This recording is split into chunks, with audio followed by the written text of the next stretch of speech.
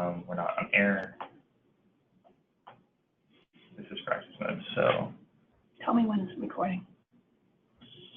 Start the webinar, start, and. The broadcast is now starting. All attendees are in listen-only mode. Hi, everyone. Thank you all for joining us. This is the 10th of a series of learning seminars associated with the Water Resources Dashboard. My name is Nancy Beller-Sims, and I'd like to welcome you to today's learning session on the National Water Model. This learning session is being recorded and placed on the Water Resources Dashboard as a button underneath the tools that's discussed today. The link to the dashboard will be provided at the end of this session.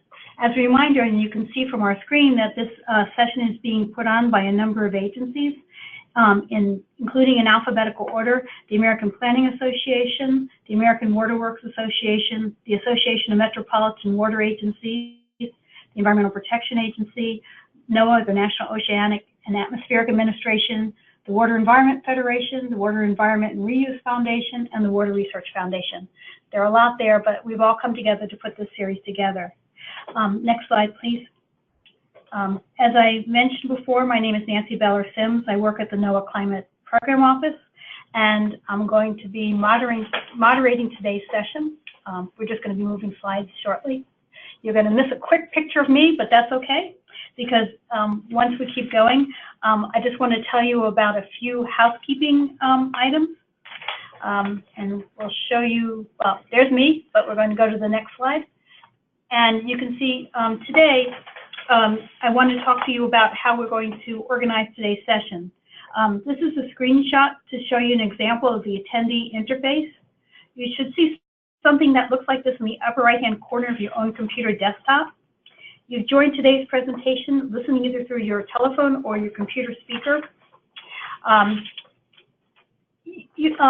the presentation goes on, you can enter questions into the question box, and they'll come to us. At the end of the presentation, we'll take as many questions as possible. Next slide, please. Today, we're going to be talking very briefly about the Water Resources Dashboard. I'm going to give you a quick background, but the main event is Peter Callahan is going to be talking today about the National Water Model. Following his presentation, as I mentioned, we'll be open for questions. Next slide, please. I want to give a quick rundown about the Water Resources Dashboard. The dashboard is a result of several of the partners mentioned before in that long list of sponsors doing a joint study on water utilities and extreme events. There were two findings that came from that study that are relevant to today's discussion.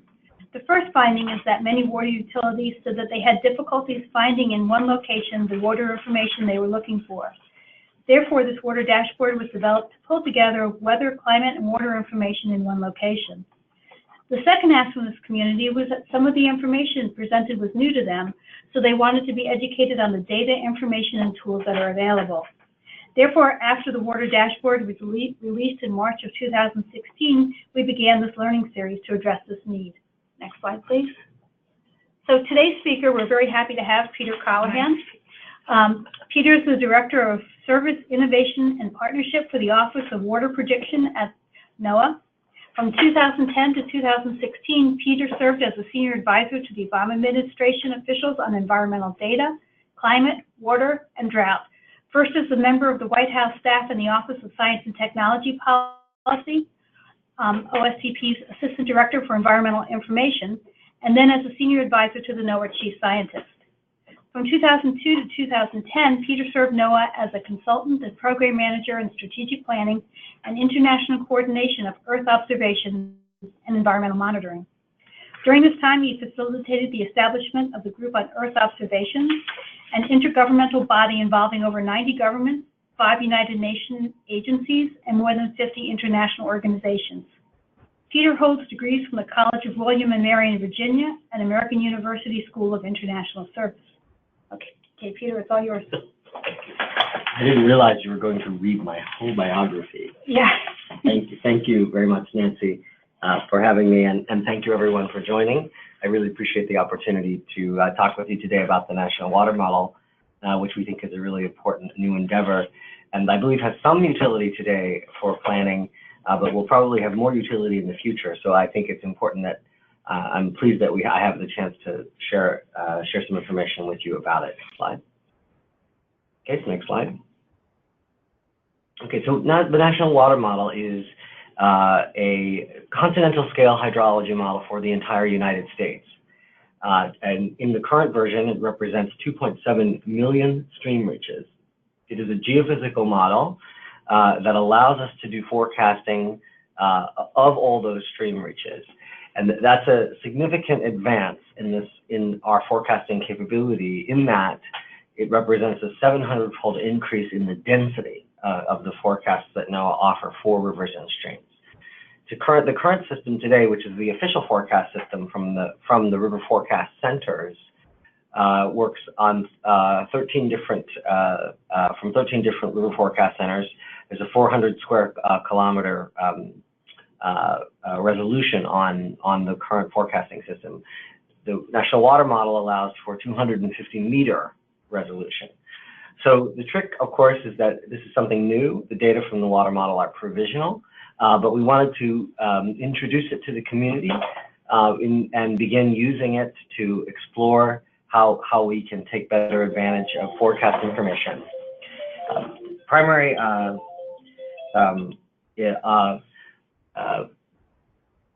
The primary use today of the National Water Model is for flooding. If you could just scroll down here, I'll show you an animation. What you see in the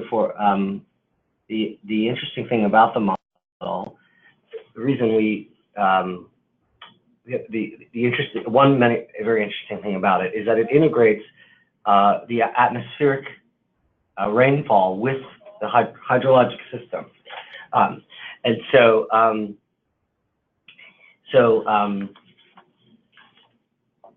what you see on the slide is the river system responding to the rain. That's not rain, but the river system responding to the rain.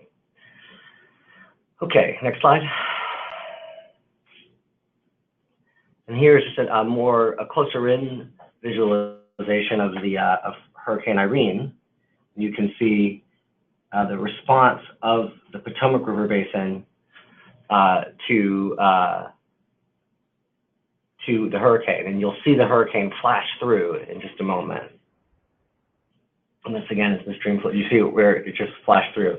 And so what I think I'm trying to show is that we have this much higher, much denser information available, which is based on the NHD Plus data set of the U.S. Geological Survey, which is essentially, if you think about it, it's a Google Maps for rivers and streams.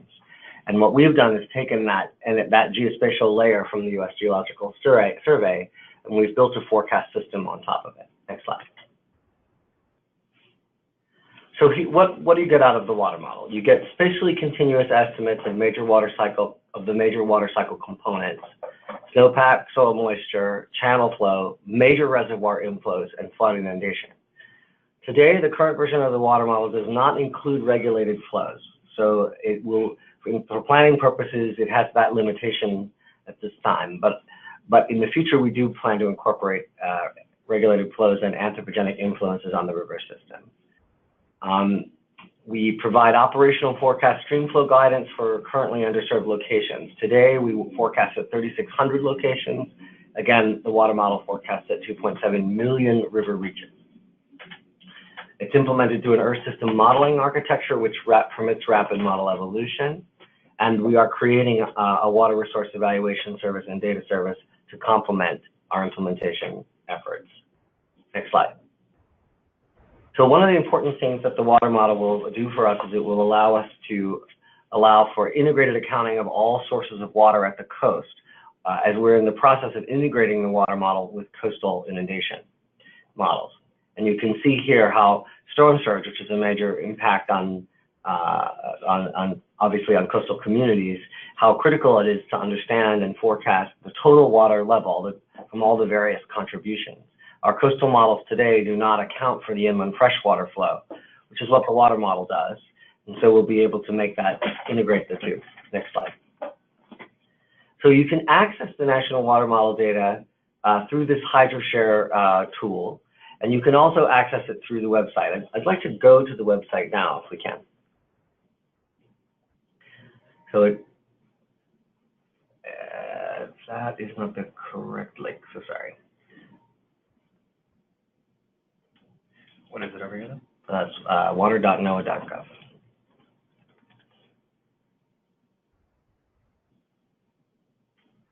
Okay, so this is the Office of Water Prediction website, and I'll just drive so that way we can get. So if you go,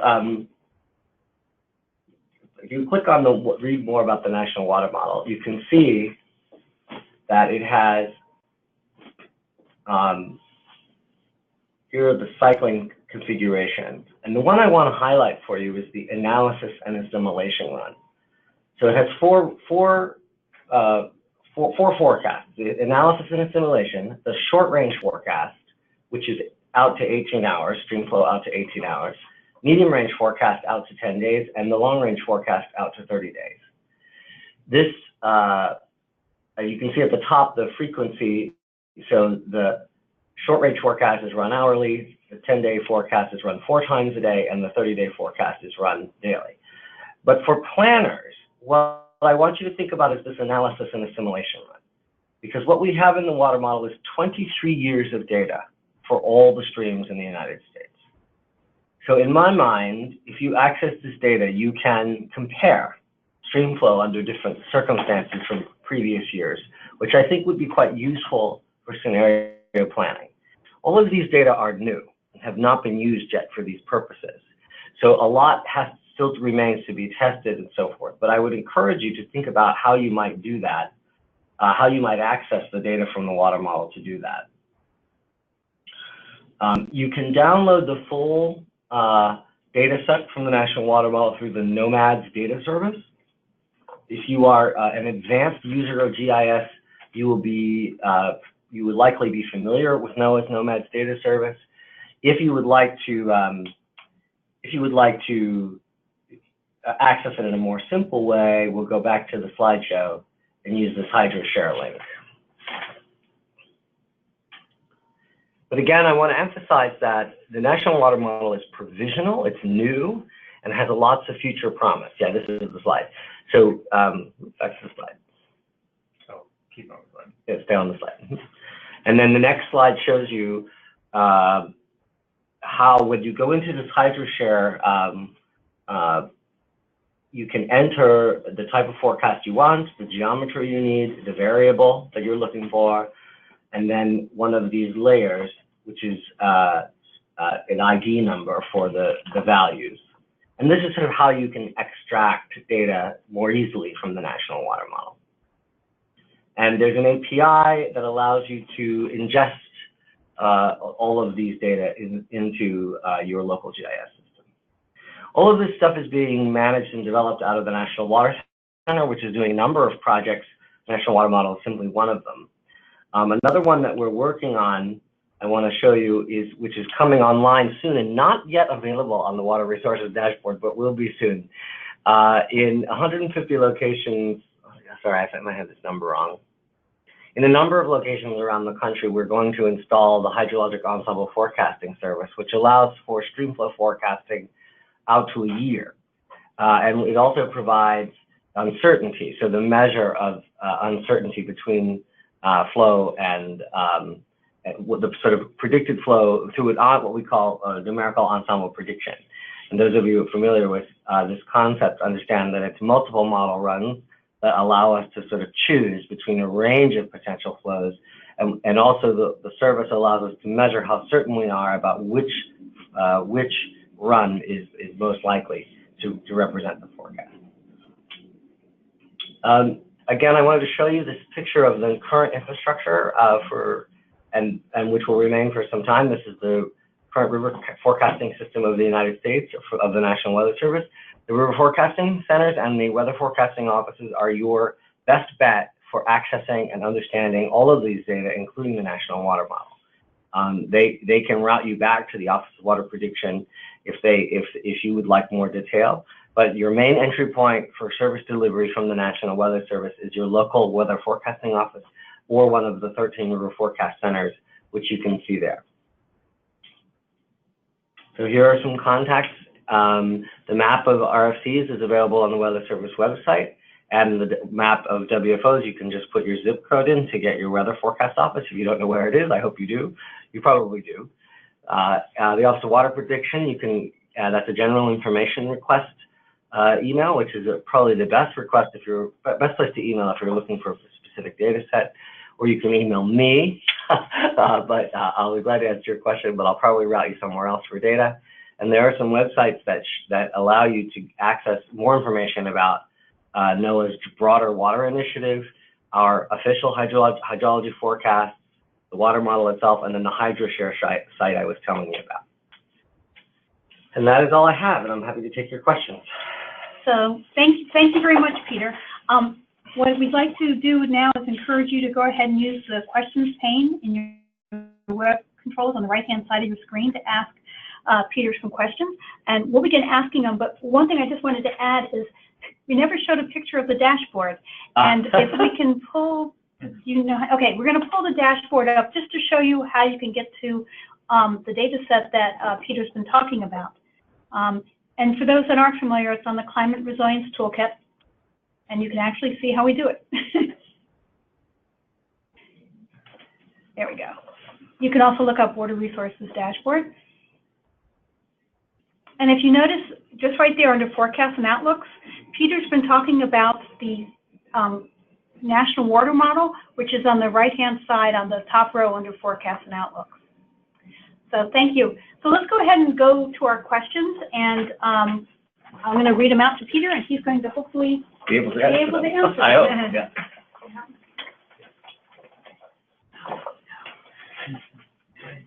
I had it by phone. Okay, someone asked if the slides are going to be archived or be available.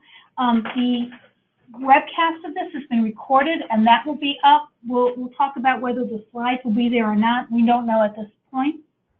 And then the next question we have for you, Peter, is when will the data be integrated with coastal inundation data? That's a good question. We are developing a game plan to do integration in a single basin. I think in the coming year, we will be able to accomplish a demonstration in one basin, or I think in 12 to 18 months. And so then it'll be sort of in a 2020 to 22 timeframe where we start to extend it over the whole nation. Of course, this is dependent on appropriation, as everything in government is. So we'll see how quickly we can proceed with the appropriations we're given. Okay. Are there any other? Go ahead and type in any questions. And there's some people here in the room, and I was just going to see if there's any questions in the room before we keep moving on. You can take their questions. Well, we're waiting for them right now. So if you have any. I can ask questions, yeah, maybe, but that's not maybe that's more okay. physical science. That's so I hope I can answer.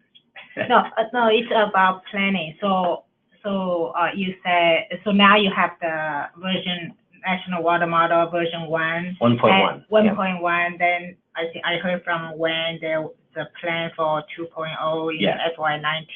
So overall, do you think you have the infrastructure ready to like work with the broad community? Right. In version 2.0, it will be designed to be modular, where we're going to take the code of the model and make it modular so that the community can work with it in a community modeling framework. Okay. So the 2.0 version is designed to do exactly that. Right now, the code of the model is one giant sort of Fortran code that's running on WCOS, and we hope to create a development, a structure that allows people to essentially extract code, work on it, and then we can work to develop the next version in the context of a broader community development framework.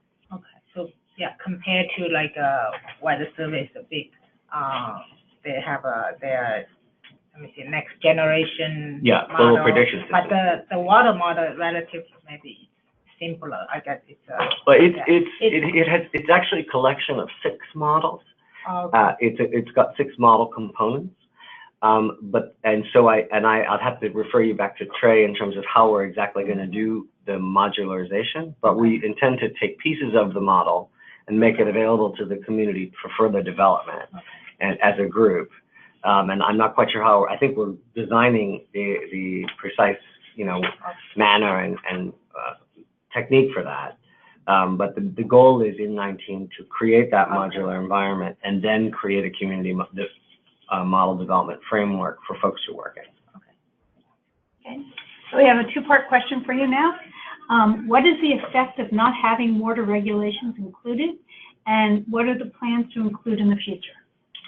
So the effect of not having water regulation in the future means that in the moment, is that where we have regulation, where there's regulation on a stream, the model has a high bias. So for example, we'll show flooding past a reservoir where there's actually a reservoir holding that water back. Now the major reservoirs are there. And so if you're working in a planning context, what I would highly recommend is that you use a hydraulic and hydrologic model that is, if you have an H&H map, a hydraulic and hydrologic model available to you for your stem of the river, then that is sort of the gold standard for mapping and for modeling. What the water model does is it provides information in areas where there is no information at all today. And that's the central value. And where I think you will find it most useful is in headwaters. So for example, for fisheries management, salmonids, when they're young, have to be reintroduced into headwaters so that they can migrate downstream. Part of the way that fisheries managers do that is they try to anticipate when streams will be in flow or when they'll be disconnected. So the water model will allow you to actually have a forecast for a very small tributary. And that forecast will give you some information 10 days in advance as to whether or not the flow will be high enough for salmon reintroduction, for example. That's just an example. So in another case where if you don't have a stream gauge and you're worried about flash flooding, or you're worried about sort of routine flooding in a particular environment, and you're not anywhere near a stream gauge, then you can use the water model, particularly the analysis run, to see how the stream performed over the last 23 years of weather. Now, it's not a reanalysis or a reforecast. It's not that scientifically accurate, but I think for planning and scenario development, you can get a feel for sort of the performance of the stream. And if I would say the model in general has a bit of a high bias, not in every location, meaning it forecasts a little bit more flow than there actually might be. But as a rule, we have found the model performs very well in certain places, less well in other places. And so, and we do intend, as we go along, particularly when we get to this community modeling environment, to construct in certain places representations, more sophisticated representations of the regulatory or the regulation of the rivers, and that should help improve the model in that way. Okay. The questions are coming in hot and heavy now. Is there any existing or planned model to look at groundwater impacts from climate change and sea level rise? So in the National Water Model, no. We have a plan to integrate groundwater into the National Water Model, but the impacts, in terms of looking at the impacts of groundwater over time as a result of climate change, the best information today is still available sort of in the academic context. And if you look at the National Climate Assessment from 2014 and also the new reports coming out this year, 2017, 2018, you will see the latest scientific publications on the impacts of climate change on groundwater. I would say that it will be some time before we're able to model that and provide you exact projections. But I think you can look at some of the scientific literature and begin to build scenarios based on where research has been done in your area. If no research has been done in your geography, then it's harder. It's hard, but it's one of those things where there's a limit to kind of what we know and what we can project. But again, there's quite a lot of scientific literature on this. The GRACE satellite of NASA is a gravity measuring satellite that allows you to sort of take a look at current groundwater levels from space if you don't have a monitored groundwater system. But again, the resolution is somewhat coarse, but it's something, and we like to say something is better than nothing. So at the moment, no current plans to model that, but there is literature out there, and I would encourage you to look at the National Climate Assessment. Perfect. Okay. Next question. Can this model be extended to soil moisture or drought prediction in any way? Yes, I should have mentioned that soil moisture is in the model, and we actually hope to make a soil moisture map. So that, I think, is kind of one of the more exciting aspects of the model. We want to link this with the soil moisture network and begin producing much more sophisticated soil moisture products and make them available soon. There's soil moisture in this model today, and so you can download the soil moisture data set and compare it. Again, all of these data are provisional. We can't say absolutely for sure that this is, that the soil moisture is exactly as we say it is. But what we can say is that this is, a reasonable representation of soil moisture based on our current understanding of the hydrology and our current understanding of precipitation. Okay, great. Well, this is. I think it's done. Oh, you have more questions? No. Do you have one more quick question? Quick question is follow the soil moisture. So do you initialize your soil moisture using different initial conditions than the one used in NSAP? No, we use the same. Exactly the same? I don't know about exactly the Okay. same, but yeah, this is we use the NOAA